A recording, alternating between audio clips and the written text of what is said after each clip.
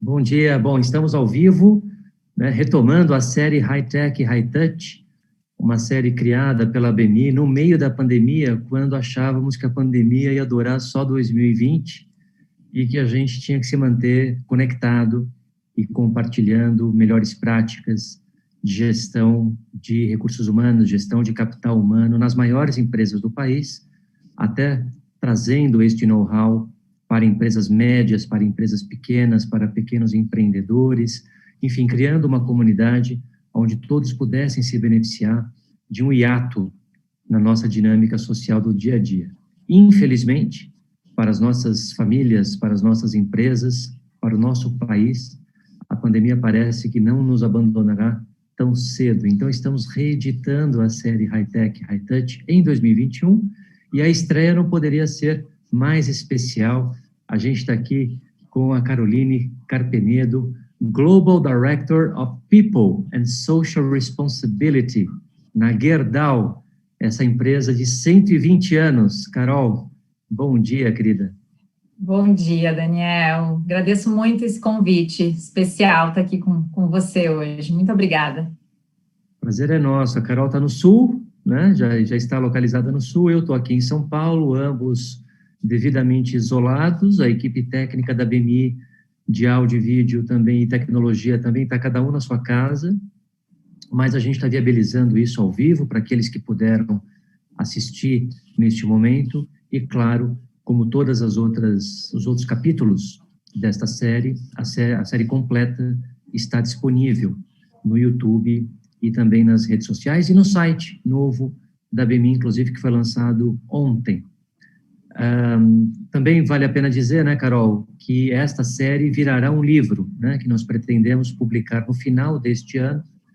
E a série High Tech, High Touch, ela não fala da pandemia, ela fala, na verdade, do desafio de transformação, de evolução organizacional no contexto que vivemos nos dias de hoje. A pandemia, claro, é uma variável importante no atual contexto, mas não é a única. A gente tem passado, por exemplo, por questões de transformação de paradigma tecnológico, por novos modelos operacionais, por novas dinâmicas de capital, por transição de pilares da ética social entre as pessoas. Então, tudo isso afeta o mundo corporativo e pode desumanizar as companhias. Então, o high-tech, high-touch, é o nosso chamamento, é o nosso despertar para quebrar esse falso paradoxo que high-tech não significa que a gente perde a qualidade do high-touch. Carol, eu vou começar te provocando, colocando justamente essa perspectiva mais do que centenária da Gerdau, que é uma das empresas que mais nos orgulha, nós aqui brasileiros, uma das empresas que de fato se internacionalizou, se globalizou e se mantém numa vanguarda do ponto de vista de governança, de atuação global e até que uma atuação até que ultrapassa os próprios limites da própria companhia e, portanto, é uma empresa muito admirável, né? Mas essa organização, com 120 anos, certamente passou por muitas transformações, e eu gostaria que você, puxando da memória, você que tem mais de 15 anos de companhia, né, passando esse fio condutor da Gerdau, pelo menos da sua experiência, daquilo que você estudou, da companhia antes da sua chegada nela, quais foram os elementos que asseguraram consistência e performance numa empresa que começou local e, de repente, se transformou nesse gigante internacional? Perfeito. Não, obrigada novamente, Daniel, e feliz de estar aqui com todas as pessoas que estão nos ouvindo. Deixa eu falar um pouquinho dessa história, assim, porque esse ano é um ano muito especial para a Gerdau, né? A gente, dia 16 de janeiro, nós comemoramos 120 anos da existência da Gerdau. Então, é uma empresa que nasceu lá em 1901, já passou por 2 guerras mundiais, né, crises e momentos muito bons, assim, e começa lá em 1901 com João Gerdau, imigrante alemão, depois o filho, e aí na década de 40 ali um avanço importante, o Kurt Johann Peter casa com a dona Helda Gerdau e começa uma expansão maior, começa ali a produção de aço, né? Depois vem, eu estou passando muito rápido, né, pela história, mas depois vem os 4 irmãos, né, o Dr. Jorge, o Dr. Klaus, o Dr. Frederico e o Dr. Germano, que se complementam muito na jornada de liderança da companhia e começam a expandir, a crescer pelo Brasil, né? Em 1980 expande, começa a se internacionalizar, né? Vai primeiro para o Uruguai, depois vai subindo as Américas, Canadá, Estados Unidos e chega a estar em 14 países, né? Em várias regiões. Então, eu acho que a primeira coisa essa chama empreendedora dessa família, né, que começa empreendendo e que traz esse desejo de continuar empreendendo, inovando ao longo aí das várias décadas, né, passando por situações, como você comentou, assim, crises, passando por situações difíceis, mas nunca desistindo, né, principalmente do Brasil, né, a gente sabe o quanto essas famílias empreendedoras que estão aí há muitas décadas no Brasil, e não é, a gente, né, costuma falar que o Brasil não é para principiante, né, então sempre está investindo e mantendo, acreditando aí no país e crescendo e continuando investindo, crescendo o negócio. Então, acho que essa questão da chama empreendedora, né, é um ponto muito importante. O outro ponto, assim, desde lá do início da Gerdau, assim, pessoas no centro é algo que é muito proprietário da empresa. Então, assim, sempre respeito às pessoas, ter pessoas engajadas, comprometidas, realizadas dentro do ambiente de trabalho, foi algo que acompanhou, assim. Como uma indústria, né, do aço, segurança, em primeiro lugar, é algo que a gente fala, né, há mais de 100 anos, né, 120 anos em segurança, em primeiro lugar, então, é um cuidado com as pessoas, esse respeito. E esse respeito que foi se transformando, ganhando várias roupagens, tanto que agora, desde 2017, a gente tem falado muito que esse respeito, hoje a gente fala muito em diversidade e inclusão, como que a gente inclui a diversidade, toda a diversidade da sociedade dentro da companhia. Então, vários, né, construindo aí os pilares da diversidade, trabalhando liderança inclusiva, trabalhando viés inconscientes, trazendo essa diversidade dentro da empresa, e um dos princípios que a gente, além de diversidade e inclusão ser um dos princípios nossos hoje, é a questão de todos somos líderes, de empoderar as pessoas, que está muito conectado ao nosso propósito, muito forte. Então, pessoas, eu diria que também é um elemento crucial aí, pessoas é o grande, né, acho que fortaleza da Gerdau. E aí eu adicionaria, assim, a paixão pelo cliente, esse olhar para o cliente, né, de colocar também, o nosso propósito, ele é empoderar pessoas que constroem o futuro. E esse pessoas do nosso propósito são os nossos clientes, são os nossos colaboradores, são os nossos fornecedores, são os nossos acionistas, é a nossa comunidade. Então, eu acho que o nosso propósito diz muito desse DNA que vem perpassando ao longo dos anos. E, Carol, nesse sentido, quer dizer, pela primeira vez, né, já faz 4 anos, talvez, e temos um CEO que não veio da família, né, o Gustavo Werneck. O que foi, assim, como é que foi essa transição para um executivo, entre aspas, profissional? O Gustavo, inclusive, que fez uma carreira muito interessante no grupo, passando até pela operação da Índia, né, fazendo um turnaround importante, assumindo áreas de tecnologia, e é um mineiro, não é gaúcho, né? Como é que foi a chegada do Gustavo sucedendo o André? É interessante, assim, uma questão que eu admiro muito, assim, hoje a gente fala muito de ESG, né, e quando a gente nem falava na palavra ESG, a Gerdau, à frente do seu tempo, já falava de governança, já estruturava esses processos de sucessão, lá atrás, desde a sucessão aí do Dr. Jorge, que ficou muito tempo como CEO da companhia, pro André, né, já foi uma sucessão muito bem preparada, né, os membros da família que né, sempre atuaram no negócio, sempre tiveram muito preparo para a atuação, mas chegou esse momento né, da família ir para o conselho de administração, dentro da governança que se estava estruturando, e o Gustavo, um líder preparado, né, dentro de casa, digamos, né, que já tinha aí um tempo de empresa, e e o Gustavo teve uma trajetória que a gente dava o desafio, eu me lembro muito que eu acompanhei a ida do Gustavo para a Índia, então era, Gustavo, o turnaround e deixar um sucessor pronto, e tu tem 2 anos e meio, 3 anos, né, para fazer isso. Chega 1 ano e meio, o Gustavo já estava pronto com um sucessor indiano formado, o turnaround feito, então, assim, acho que o Gustavo teve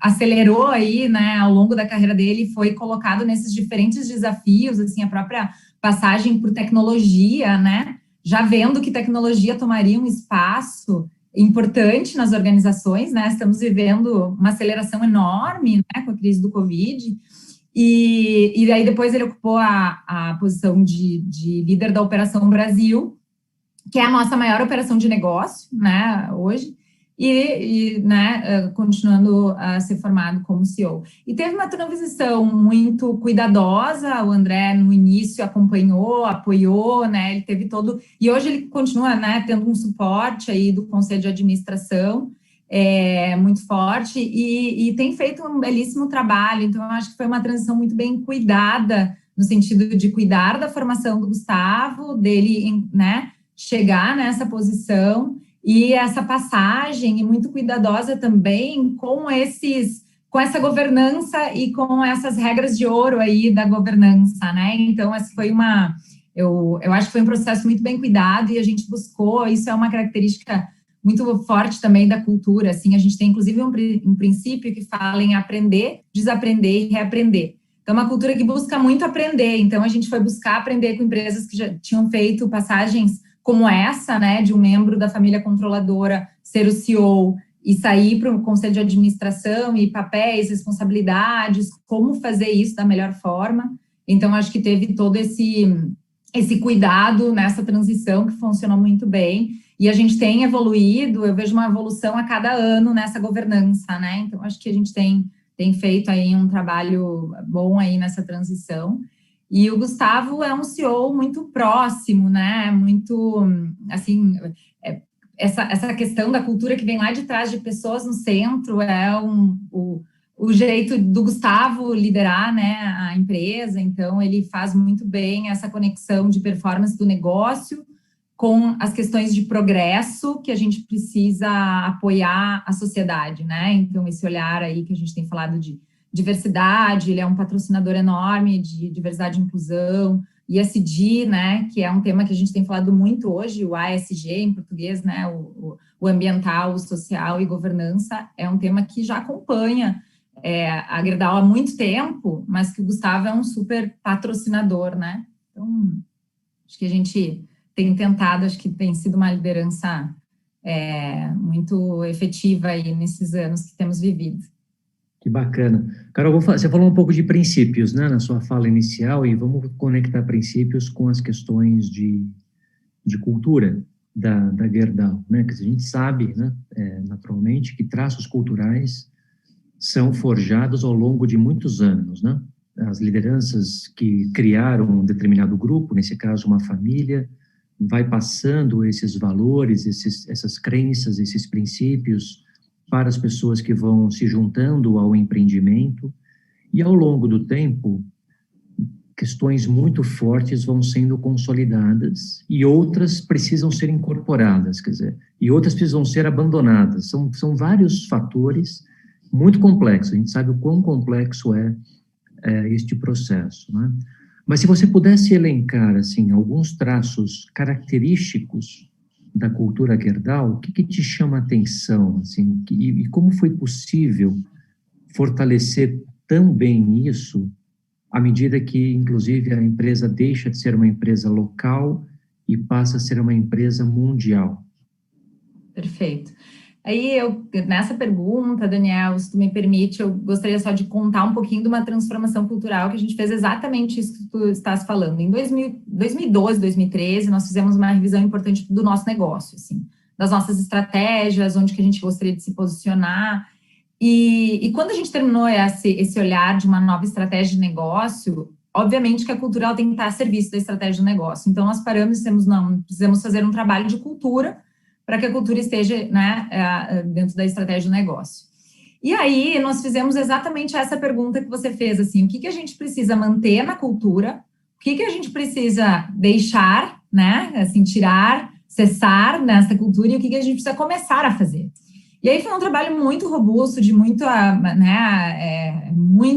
envolvimento de todos os colaboradores, assim, a liderança, 4.000, 5.000 entrevistas, né, quase todos os colaboradores foram ouvidos, ou de forma online, ou nessas workshops e entrevistas, e nós vimos que nós tínhamos, sim, que deixar de fazer algumas coisas, assim, que a empresa para a estratégia de negócio que se tinha e para os desafios que se estava vivendo, né, a gente precisava ser uma empresa mais simples, a gente tinha muito uma visão de a qualidade sempre foi muito importante para a Gerdau, então era excelência em tudo, e é difícil você ser excelente em tudo, então a gente precisa simplificar, então a gente precisou simplificar a empresa, trazer mais abertura, escutativa e genuína, a gente precisou trazer mais autonomia, a gente diz assim, por que lá de Porto Alegre, na época, quando a gente começou esse trabalho, o corporativo ainda em Porto Alegre, eu voltei no momento de pandemia, mas o nosso escritório corporativo está em São Paulo, né, então, como que lá de Porto Alegre, a gente dava as diretrizes para todo mundo, né, lá o que ia acontecer em Timbote, no Peru,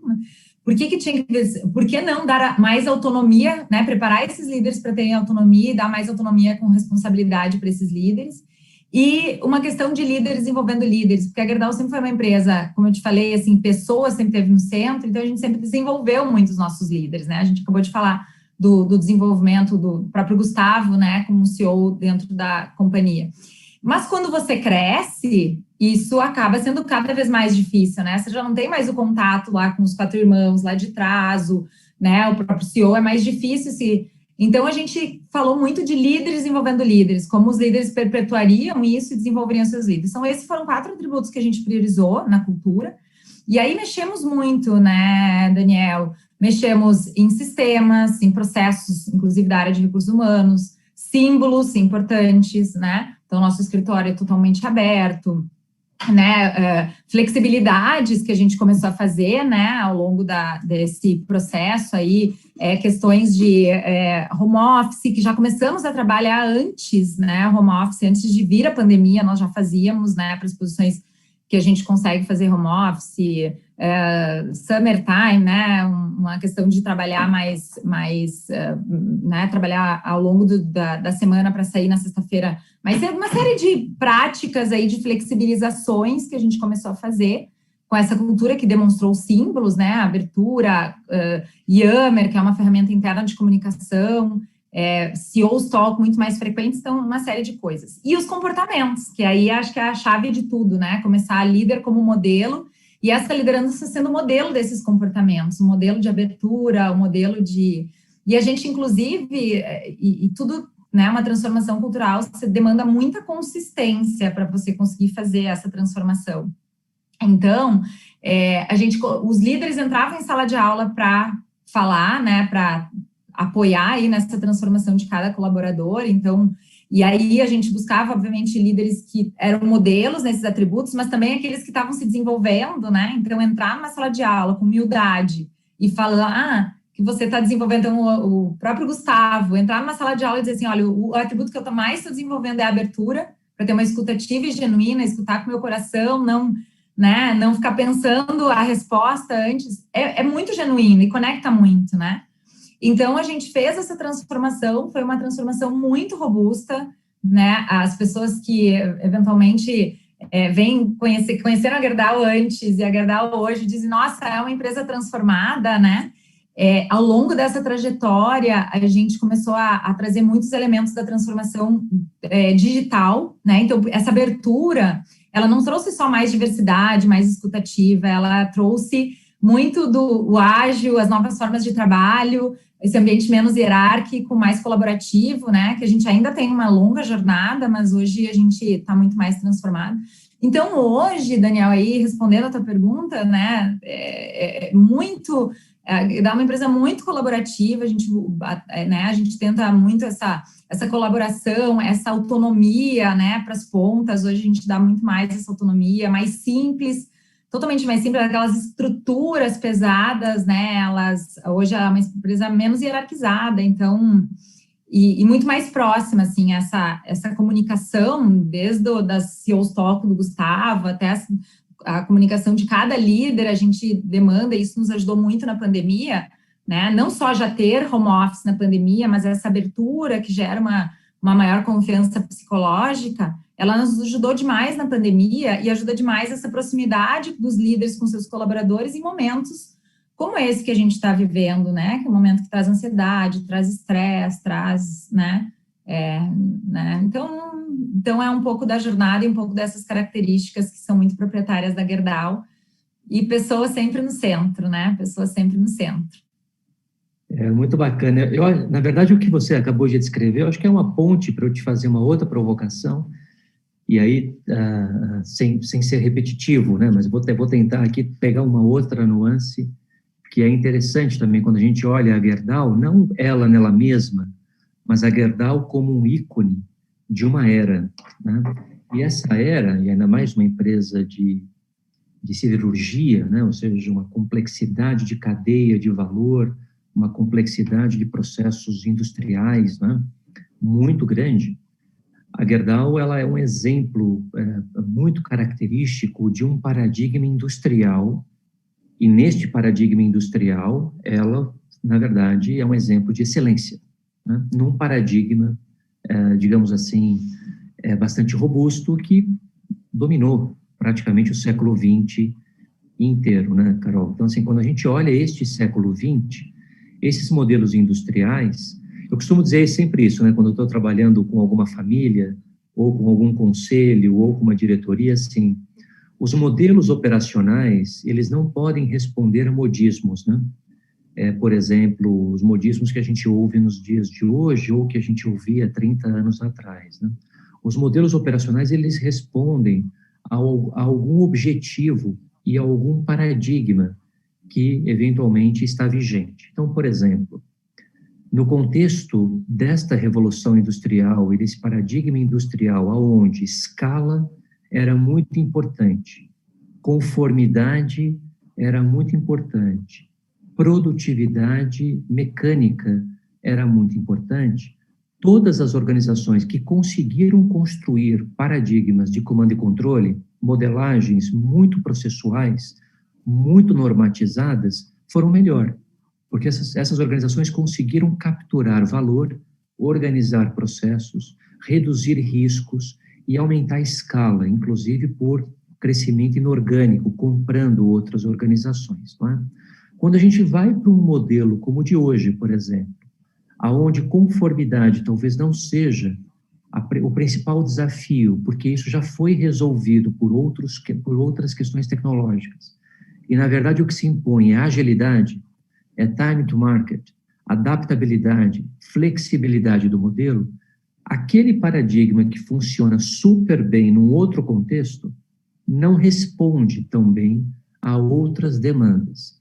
E a transformação, ela se coloca nesse sentido, ou seja, bom, então tá bom, eu tenho um modelo operacional que serviu a um contexto, neste outro contexto, este modelo, ele não funciona. E se o modelo operacional não funciona, para transformá-lo, a gente tem questões de governança, de cultura, de tecnologia, de pessoas, etc., etc., etc., para que aquele modelo funcione. A minha provocação para você, portanto, é um pouco nessa transição para uma empresa que ainda é uma siderurgia, né? Ou seja, a gente ainda tem esse paradigma industrial clássico, escalabilidade, conformidade, produtividade, segurança, etc. E, ao mesmo tempo, como você descreveu, no processo de transformação cultural, trazer um jeito de trabalhar mais colaborativo, mais ágil, mais aberto em ecossistemas, né?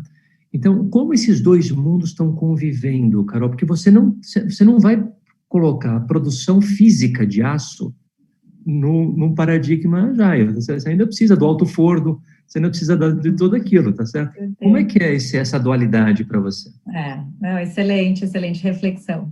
E aí, dentro dessa transformação cultural, um dos pontos, a Gerdau tinha uma metodologia que a gente chamava GBS, Gerdau Business System, muito inspirada na Toyota, né, no modelo Toyota, e nós tínhamos, assim, e foi muito importante o GBS na época da internacionalização da compra de outras companhias, porque o GBS era um checklist que todas as áreas tinham de processo e indicadores. Então, eu, por exemplo, como corporativo, visitava as operações e fazia um trabalho consultivo de ver, assim, a prática não tinha prática, a prática era boa, era regular, era boa, era excelente, e aí, com isso, a gente sabia que onde que as operações estavam caminhando dentro desses processos, e aí então, imagina, dentro de RH, que a gente está falando aqui, eu tinha como é que era o recrutamento, a seleção, o treinamento, a carreira, a gestão do clima, a gestão da cultura, tudo mais. Quando a gente fala de dar mais autonomia para as pontas e ter mais simplicidade, um dos elementos que a gente questiona na transformação cultural é o GBS. Falou assim, poxa, será que esse GBS não está muito amarrado? e eu deveria deixar de ter um GBS e ter outras formas de capturar essa, né? E a gente deixou de ter o GBS, mas, como todas as organizações, a gente tem que fazer as reflexões. E uma das reflexões que a gente fez ao deixar de utilizar o GBS foi de que a gente fez um pêndulo muito, que às vezes é necessário até para fazer a transformação, mas o pêndulo, ele foi um pêndulo, ele não ficou ali no meio do caminho. Tanto que há alguns anos a gente vem retomando e a gente tem chamado de excelência operacional. Essa excelência operacional dentro de uma, né, usina siderúrgica, uma indústria siderúrgica é muito importante, né? Então, assim, o nosso negócio, como a grande maioria commodity, tu precisa ter um controle de custo muito grande. Produtividade, sim, é um elemento importante, senão você não é competitivo, né, no mercado. Então, a gente hoje está menos amarrado como estava, mas a gente sim tem processos, né, metodologias para garantir a excelência operacional, dando cada vez mais empoderamento para as pessoas, conhecimento, né, para tomar de decisão, mas tem coisas que são segurança, né, se eu quero colocar segurança em primeiro lugar, eu tenho um procedimento para seguir, né, para que o colaborador esteja seguro. Então, isso acontece. O que a gente fala hoje é que a gente tem uma organização ambidestra, assim, a gente tem estruturas, sim, que tem mais processuais e tem estruturas que estão hoje trabalhando com tribos, com squads, né, com outros olhares e com uma estrutura mais colaborativa. Então, é muito de conectar, assim, onde eu preciso trazer essa visão do cliente para dentro e esse de fora para dentro, onde eu posso juntar pessoas de disciplinaridades diferentes, multidisciplinares, conhecimentos diferentes, para que eles possam colaborar, né, e atingir o melhor resultado. Então, assim, a gente tem áreas hoje já funcionando nesse novo formato aí, mais ágil, para as áreas que a gente entende que são fundamentais, né? A gente tem muitas áreas conectadas a cliente, até algumas áreas industriais que a gente enxerga que podem ter benefícios com isso. E teve, agora no meio da pandemia, se tu me permite usar mais uns minutos para essa resposta, assim, teve um programa que foi, assim, um símbolo disso. Quando começou a pandemia ali, né, março, começou tudo e a gente foi de home office, o mês de abril a gente já teve um resultado de negócio muito impactado, né, Daniel, que nos preocupou. Em uma conversa minha do Gustavo, o Gustavo falava assim, poxa, eu estou preocupado, né, a gente vai ter que olhar, assim, em primeiro lugar, a segurança das pessoas, protocolos, a gente garantir a segurança nas fábricas, né, que as pessoas, a gente está aí numa, né, com várias produção de necessidades especiais, a gente não pode parar, né, a gente precisa estar aí, o resultado do negócio precisa vir, a gente quer manter os empregos, foi a primeira condição que a gente falou, assim, vamos manter os empregos, mas como que a gente segura os custos, porque a gente não sabe o que está por vir. Então, assim, era pessoa, segurança, e tinha esse olhar de liderança e negócio, como a gente cuidar do nosso caixa e preservar isso para que a gente mantivesse os empregos, né.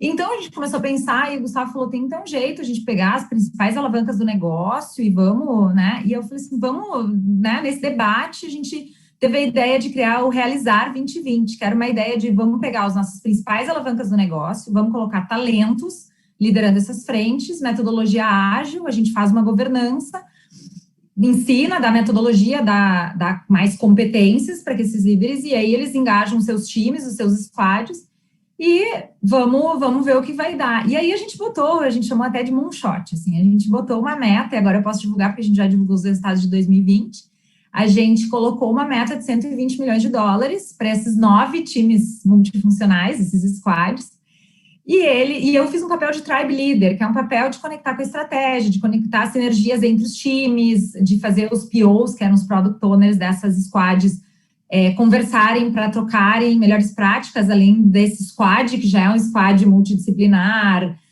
sem hierarquia, né? Muitos desses líderes saíram do seu dia a dia, né? Foi uma experiência de licença maternidade, né? Assim, sai meses focado no realizar, alguns tiveram um duplo chapéu ainda de manter a área, mas funcionou, e bom, e aí a governança foi o Gustavo, junto com os líderes do negócio, acompanhavam, muito mais para fazer perguntas, né, para ver, para dar exposição para esses líderes também, acompanharam o processo, e aí o time de governança, eu e meu par, o Gustavo França, que é o líder de TI Digital, acompanhando e dando todo o suporte de metodologia, conhecimento, né? Aí tivemos um parceiro acompanhando e foi. E aí foi um projeto, né? Foi uma experiência sensacional. A gente, inclusive, depois compartilhou parte dos ganhos, né, com os times. Isso era parte do processo, o reconhecimento e a recompensa de tudo isso. E o realizar fechou né, acima da meta que a gente colocou. Então, eu dizia para o pessoal assim, a gente já vinha trabalhando essa cultura ágil na organização, né, ao longo esses anos de transformação cultural. A gente fala do ágil desde lá de 2014 foi quando a gente começou, 2016, 2017, a gente já estava começando a aprender, começando por projetos ainda, mas aprender o que era isso. Hoje a gente está fazendo uma transformação no negócio todo. A gente chama isso de a Business Agility na GSB, que é um negócio de aços especiais no Brasil, está passando por uma transformação de toda a operação nesse novo modelo, e é um teste, a gente tem que fatiar, testar e ver, para depois a gente escalar aquilo que faz sentido. Mas eu falava muito, pessoal, o realizar, ele foi uma semente de... assim, ele exponenciou, assim, aquilo que a gente estava ali testando, fatiando, ele deu uma aceleração nessa transformação digital que a gente estava fazendo enorme, né? E o mais lindo de tudo é esse olhar de empresa como um todo. O que eu vou fazer para o resultado da Gerdau, né? Que eu acho que é isso que a gente tem que quebrar cada vez mais, né? Aquela coisa dos silos, assim, não, é o que eu posso perder para o todo ganhar, porque às vezes você tem metas conflitantes, então como você elimina olhando o todo e vendo assim, é o melhor para a Gerdau, o melhor para todos nós, né? E foi um ano, assim, que a gente... então, teve alavancas importantes de rendimento, de custo, de novos negócios, né? Que nos ajudou aí no resultado do negócio. Então, me alonguei aqui na resposta, mas eu acho que mas é um ótimo. Essa transformação digital, sabe? Uma organização, ela trabalha essa ambidestria que a gente está vivendo. Sim, não, excelente exemplo, e que bacana, hein, Carol? Olha só que entrega super prática. Foi um dos meus xodós de 2020. Foi um ano difícil, né? Nos mexeu muito, assim, não foi um ano fácil para todos nós, mas esse teve oportunidades, né? Acho que trouxe oportunidades. Que legal. Vamos falar um pouco também sobre, ainda não vou falar de Covid, vamos deixar o Covid para um pouco mais para o final da nossa conversa. Aliás, eu estou torcendo muito para fazer um high-tech e high-touch sem falar de Covid, né? Ou falar do Covid no passado, né? Não no presente. Né? E principalmente não no futuro, mas a gente daqui a pouco fala dele. Mas eu queria colocar uma questão mais estruturante para você, né? Quando você olha a Gerdau, os 120 anos da companhia, né? E de novo, a Gerdau nela mesma, e a Gerdau como símbolo de uma era, né? Então, uma organização desse tamanho, aliás, as grandes empresas em geral, notadamente as grandes empresas que viajaram décadas, né? Não uma grande empresa de hoje, né? Mas uma grande empresa que já tem aí algumas décadas nas costas. Essas organizações, elas têm um grande desafio hoje, que é a nova dinâmica do mercado de trabalho, né? E esse mercado, na verdade, os desafios relacionados ao mercado de trabalho são diversos, né? Você tem uma questão óbvia de escassez de talentos com as competências que são importantes hoje, que não eram anteriormente, mas agora são. E você tem as questões das relações de trabalho, que também estão se transformando de tempos em tempos, né? Mas eu queria chamar a atenção para dois elementos importantes, Carol, que a forma como eu vejo o mundo corporativo inserido no mercado de trabalho, quer dizer, se a gente pensar a sociedade deste tamanho, o mercado de trabalho como um extrato menor e o mundo corporativo das grandes empresas como um universo ainda menor, ou seja, essas dimensões e essas camadas conversando umas com as outras, a gente tem pelo menos duas variáveis extremamente desafiadoras para o universo das grandes companhias, né? A primeira delas é justamente a transformação digital, né? A transformação digital não no sentido de tecnologia, inteligência artificial, blockchain, cloud computing, data analytics e outras coisas parecidas com isso, mas muito mais dos paradigmas, né? Então, o digital, ele traz a questão que a gente já falou, inclusive, no nosso bate-papo hoje, ele traz essa questão de fluidez, de adaptabilidade, de colaboração e de rapidez, que são variáveis que um monolito grande corporativo não necessariamente consegue processar tudo isso, justamente porque ele está preparado para outros outputs, né? E não necessariamente estes aqui. Né? E temos questões de transformação da sociedade, dessa camada maior, nessa metáfora que eu estou construindo aqui com você nessa pergunta. Né? E nessa metáfora maior, a gente tem a ressignificação do que significa trabalhar. Né? Então, o que a gente está observando, né? Quer dizer, os núcleos familiares cada vez menores e instáveis, as comunidades sendo cada vez mais digitais e não provincianas, as relações espirituais também sendo ressignificadas. Quer dizer, são variáveis e até as instituições perdendo credibilidade, né? As grandes instituições do século XX, não só o governo, mas até bombeiro perdendo credibilidade, né? A escola está perdendo credibilidade, né? E as organizações também, tem uma questão de reputação que está associada ao mundo financeiro e ao mercado corporativo, né? Então, isso está transformando as relações de trabalho de todas as formas. Então, questões que eram comuns na época do início da Gerdau, que era, por exemplo, uma carreira job for life, né? A pessoa entra novinha e fica muito tempo até se transformar numa diretora, num vice-presidente, até para alguns o cargo de CEO, né? A questão de previsibilidade de uma carreira linear, ou ela pode ter ramos, mas a previsibilidade ela é muito importante, né?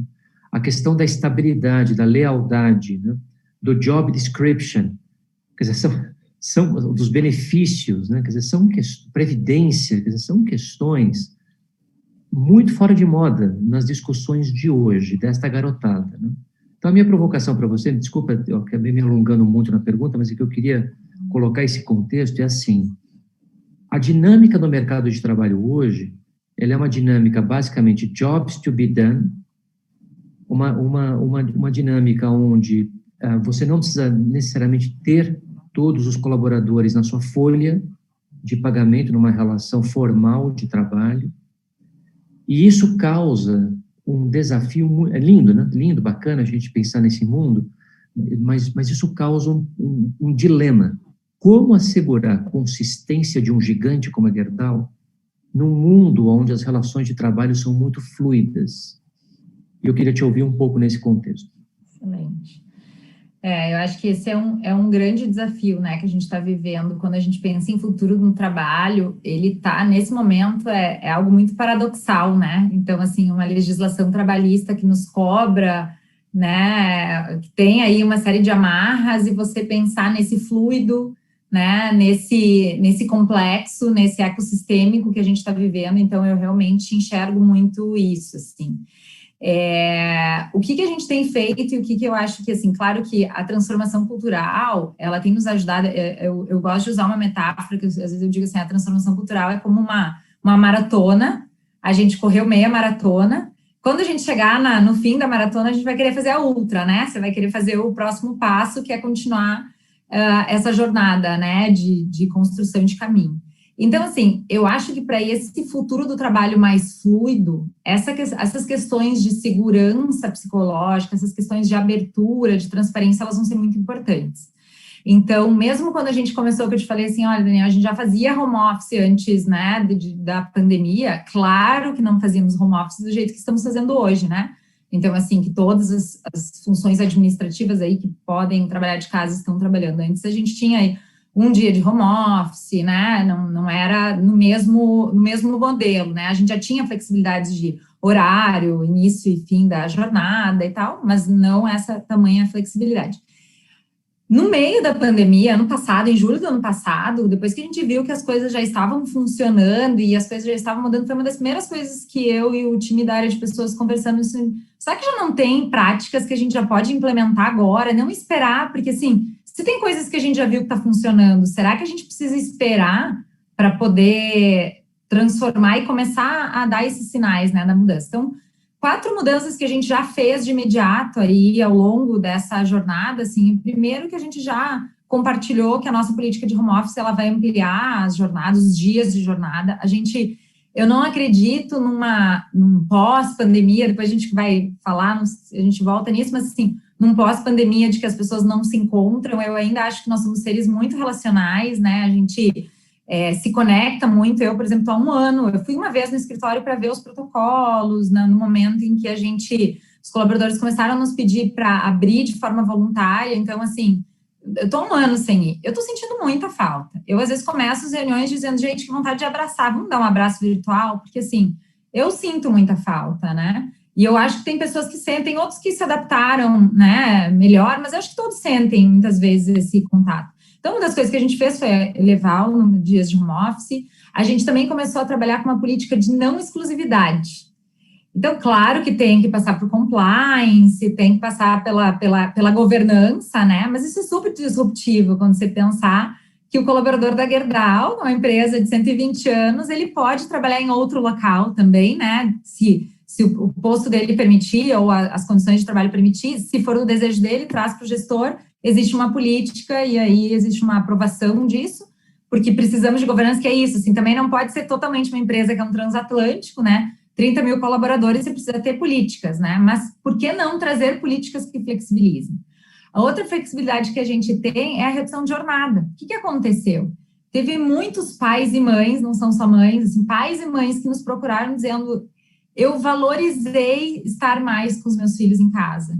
Então, teve gente que nos procurou se poderiam reduzir a jornada de trabalho, e aí tem uma redução, obviamente, né, do salário e tal, mas pessoas pedindo isso, porque eu acho que esses jovens, como você mencionou, que estão vindo, eles estão vindo com outros paradigmas de sucesso. Se antes o sucesso era cargo e salário, eu falei disso essa semana, para o futuro, para frente, a gente está vendo, assim, sim, é crescer na carreira, sim, é a minha remuneração que me permita, né, ter uma qualidade de vida melhor, mas a qualidade de vida vem junto, né, vem a saúde física, a saúde mental, a saúde espiritual, os momentos com a família. Então, teve colaboradores que nos pediram, a gente já implantou uma política de uma redução de jornada de 20% nesse primeiro momento, que é um turno, né, e a gente está testando, vendo aí como é que vai, como você falou, é grande, né, e você trazer todos os líderes e claro que tem postos de trabalho que não tem como fazer, né? Você tem essa dicotomia sempre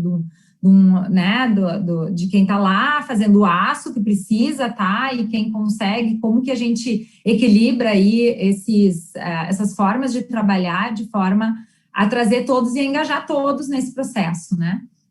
Então, a gente trabalhou aí com essas políticas já anunciando ao longo dessa jornada, e a última, falei em 4, não falei do teletrabalho, de algumas pessoas que vão, sim, trabalhar de casa. Eu tenho, inclusive, no meu time, né, uma líder que, assim como eu, acabou mudando para São Paulo e a família estava em Porto Alegre, e no início da pandemia a gente viu uma líder super sênior, que conhece muito, que tem uma expertise enorme, e a gente viu que na função dela seria perfeitamente possível fazer o teletrabalho e não mais estar em São Paulo e estar em Porto Alegre. Então, no caso dela, ainda juntou, vamos fazer o teletrabalho e a jornada reduzida e poder aproveitar, né?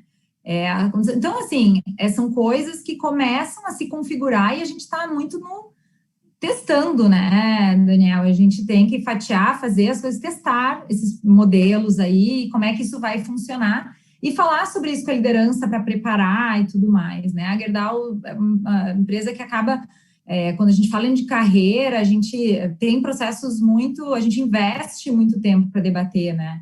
Carreira, pessoas certas nas posições certas, e como que a gente empodera as pessoas, dá essa autonomia, desenvolve tudo isso.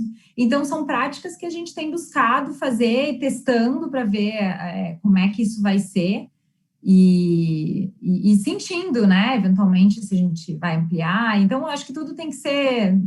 A gente tem que, em empresas grandes como a Gerdau, assim, vai testando, vai fazendo, vai trazendo as lições aprendidas. Eu uso muito o nosso princípio do aprender, reaprender e desaprender. Se der errado, volta, vamos comunicar. O importante é ter a transparência. A comunicação muito clara, muito frequente, ouvir as dores e tentar, né, encontrar aí as soluções para isso. Show, Carol. Bom, Carol, vamos falar do Covid, vai. Não tem como não, né? Vamos falar dessa tragédia, uma tragédia, né? A tragédia em todos os sentidos, uma tragédia de perda de vidas, né? De pessoas queridas, né? Você deve ter perdido pessoas próximas a você, eu perdi pessoas próximas a mim também. é uma tragédia do ponto de vista de constatação de que nós não temos hoje uma agenda global organizada para tratar os grandes temas da humanidade, né? Uma completa falta de articulação e de responsabilidade, onde os países acabaram se fechando, né? Ao invés de entrarem numa mesa colaborativa. Hoje a gente vê algo ainda mais irresponsável, que é um excesso de estoque de seringas e doses nos países desenvolvidos e uma escassez nos países como o Brasil, por exemplo, né, que é um país mais pobre, né? E vemos todo o impacto que isso teve na atividade econômica, na atividade política, na atividade social. Quer dizer, a pandemia acabou se transformando em plataforma de campanha, né, ao invés de termos aí um diálogo um pouco mais correto e responsável, né? Quando a gente olha as grandes companhias, claro que as grandes companhias, elas têm fortalezas que são muito especiais deste universo restrito das grandes companhias, né? Não só caixa, mas também processos, governança, gente, né?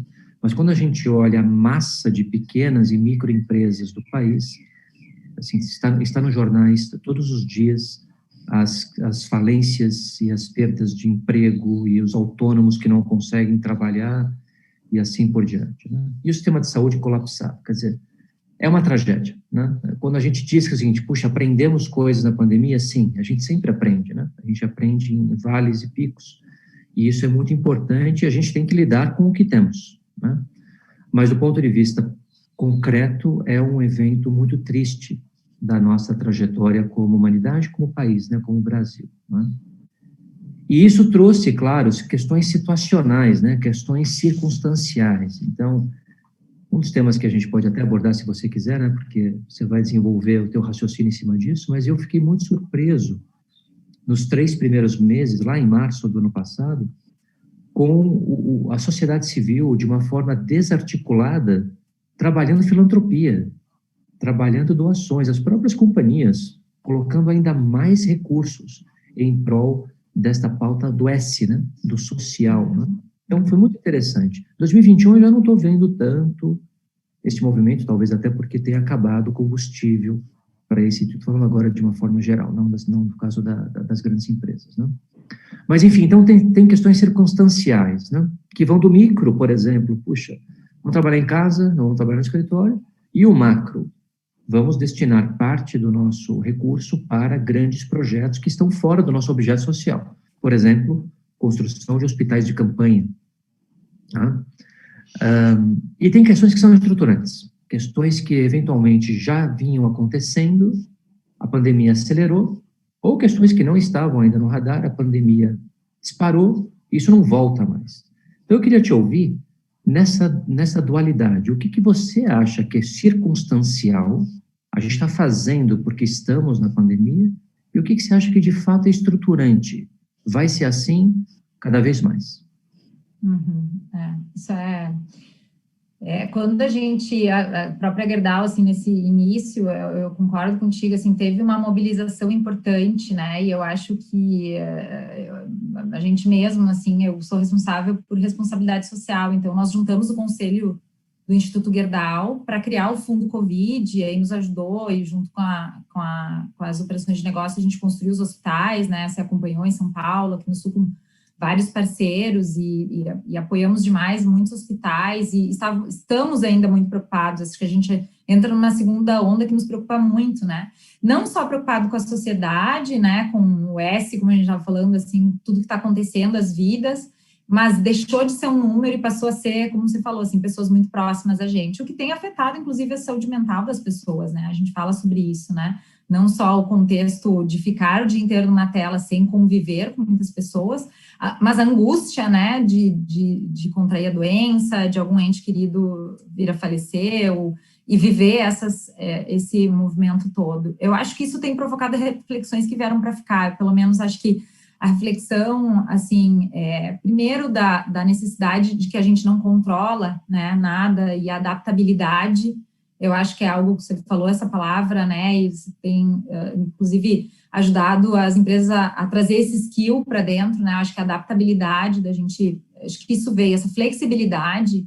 Então, assim, quando a gente pensa em voltar, um pós-pandemia, eu não acredito que ficaremos todos de casa, né, os trabalhadores que podem trabalhar de casa vão ficar de casa 100% do tempo, porque a gente, como eu falei antes, a gente é ser social, a gente gosta de conviver.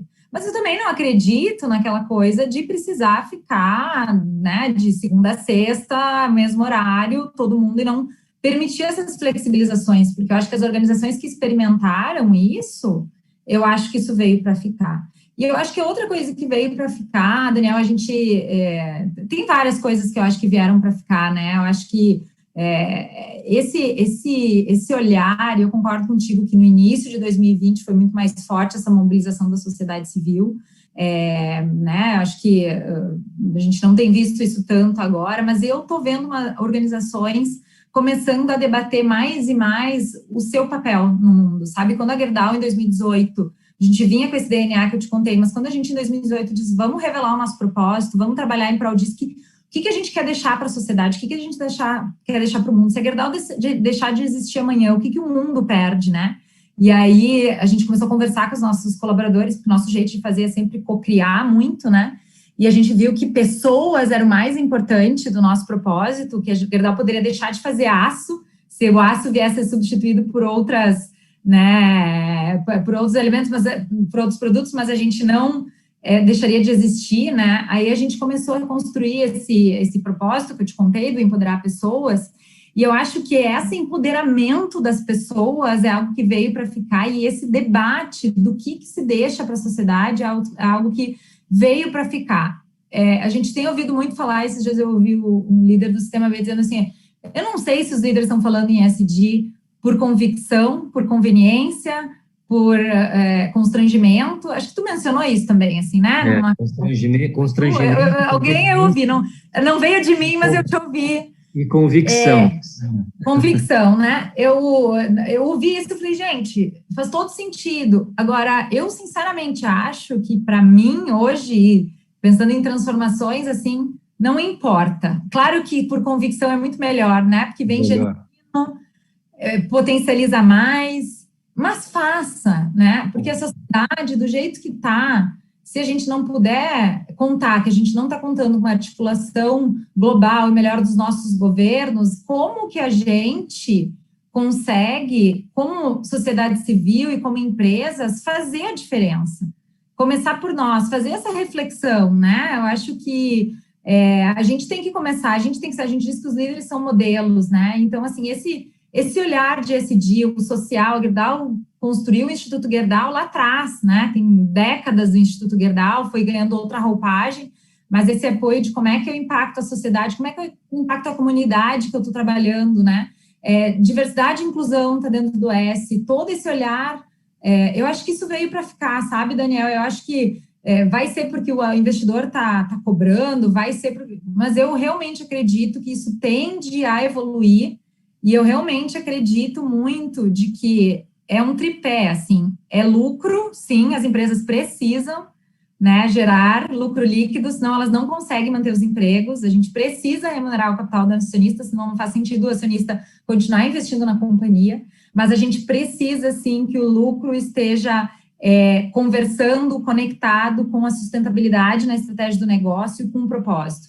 E aí o papel da liderança de conectar esse propósito organizacional com o propósito das pessoas, empoderar essas pessoas para voarem e fazer o seu melhor. Então, eu acho que esse debate veio para ficar, assim, eu acho que ele vai se acelerar mais, porque se a gente continuar só explorando, a gente não vai deixar, que futuro que eu vou deixar para o meu filho, né?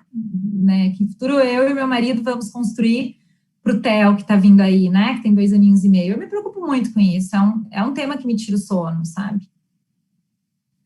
Esse é uma reflexão muito interessante. Eu concordo com você que, de fato, o que a pandemia trouxe foi uma aceleração desse capitalismo de valor compartilhado, né?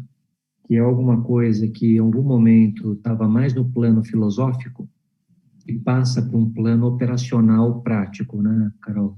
Quer a empresa queira fazer, que é o C de convicção, quer porque ela precise fazer, né? Eu outro dia vi uma analogia muito interessante, assim, quer dizer, a onda de compliance, né? o compliance está há quantos anos, né, evoluindo, né? Se a gente imaginar, sei lá, 50 anos, 40 anos, essa agenda vindo forte, né? E claro, que isso trouxe questões de custos e de despesas para as organizações, né? Quer dizer, você imagina, qual é o tamanho da área de compliance da Gerdau, né? Se você olhar isso na demonstração de resultados da companhia, isso de fato custa você ser uma empresa compliant, né? E, por outro lado, tem um monte de benefícios que é você ter certeza que você está operando num mercado que não te gera contingências e que você tem um fair price, ou um fair trade, digamos assim, onde você tem um ganho sistêmico, porque você faz parte de um mercado correto, e não de um mercado, enfim, fragmentado, corrupto, digamos assim, né? Então, provavelmente, o que vai acontecer com o capitalismo de valor compartilhado, o capitalismo stakeholder, né, é que essa camada de ESG, ela será mais uma camada de despesa, mas, por outro lado, alavancando possibilidades de receita e de modelagens de negócio que não são possíveis hoje, uma vez que isso não faz parte da regra do jogo tão forte, né? Então, esse é um tema que, de fato, é muito interessante. E você, quando descreve o propósito da Gerdau, que é um propósito bastante contemporâneo, né, para uma empresa de 120 anos, é o jeito ideal de manifestar o propósito, que é o propósito extrapolando o próprio autointeresse da organização, né? E esse é o lugar, de fato, da gente colocar, ainda mais em empresas enormes, que têm um impacto na economia, na sociedade muito grande, né? São faróis, né? Faróis de referência, porque influenciam as suas cadeias de valor por poder de barganha, influenciam o setor público e são admiradas ou detestadas pela sociedade civil, né? Carol, a gente está chegando no final do nosso diálogo, eu vou te passar para você colocar suas palavras finais antes de eu encerrar aqui. Ai, obrigada, Daniel. Você falou do propósito contemporâneo, a gente revelou ele em 2018, a gente sempre teve pessoas, né, como eu te falei lá do DNA lá atrás, né, e a gente não tinha uma frase, e aí a gente começou a debater que frase, como que a importância dessa frase para conectar todos os colaboradores, e a gente chegou, não sei se lá atrás a gente escreveria exatamente assim, mas eu tenho certeza que estaria o pessoas, né, que eu já expliquei o porquê, eu acho que isso é muito proprietário da Gerdau. Mas é muito isso, Daniel, acho que é muito liderança e isso que você fala, assim, de reputação, né, não sei se você viu, ontem saiu na Exame o ranking de reputação da Merck, que é uma consultoria, uma das mais prestigiadas aí internacionalmente, né? E a Gerdau ficou com uma primeira indústria B2B, né? Tem uma lista de empresas, a Gerdau está lá, mas as empresas que estão à frente da Gerdau são as empresas mais B2C. Claro, consumo. São bancos, a Gerdau é a primeira indústria. E a Gerdau teve a única empresa que teve 3 líderes citados no ranking dos 100 líderes, né, de melhor reputação. E aí estava o Dr. Jorge lá em segundo lugar, né, o André e o Gustavo. Então, isso nos enche de orgulho, assim, porque eu acho que isso é reputação, né? A Gerdau está presente nesse ranking, os nossos líderes estarem presentes nesse ranking, eu acho que fala muito da empresa, né, e do papel que a empresa ocupa e quer ocupar hoje, né, olhando para o seu cliente, empoderando essas pessoas, né, esse propósito que olha todos os stakeholders aí, e o papel que a gente quer deixar na sociedade, né, eu acho que as empresas estão se mobilizando para fazer essas reflexões. Eu te agradeço muito, Daniel, pela oportunidade. Espero que as pessoas que estão nos ouvindo tenham gostado, tenham contribuído de alguma forma. E é sempre um aprendizado, viu? Te ouvir é sempre um grande aprendizado. Então, obrigada aí pela generosidade aí nesse convite. Obrigado a você, Carol. Bom, essa aqui é a série High Tech, High Touch, né? Hoje em dia, né, Carol, com esse excesso de lives e com essa ressaca de lives, a gente, na verdade, não espera uma audiência ao vivo, mas a gente espera uma construção de memória, de diálogos relevantes, né? E eu tenho um prazer enorme sempre em te ouvir. Você tem uma senioridade, um discurso muito centrado nas suas convicções e naquilo que a Gerdau também transmite do ponto de vista de marca. Então, foi um prazer, o prazer foi meu de estrear aqui 2021 com você. E esse nosso vídeo ficará disponível, depois a gente compartilha também. Um bom final de semana para você. Obrigada, igualmente, Daniel. Tchau, tchau, gente. Tchau, gente. Tchau, tchau.